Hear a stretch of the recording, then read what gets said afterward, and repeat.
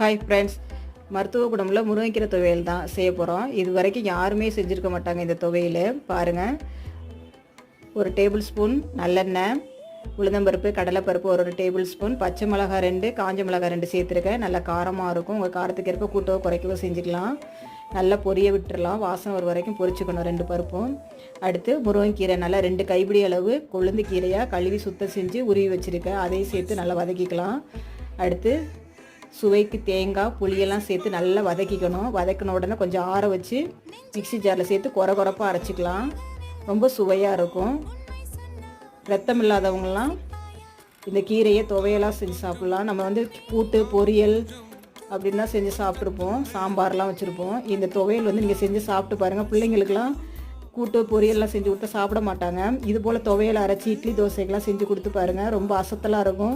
உங்கள் ஃப்ரெண்ட்ஸுக்கெல்லாம் ஷேர் பண்ணுங்கள். சப்ஸ்கிரைப் பண்ணிக்கோங்க.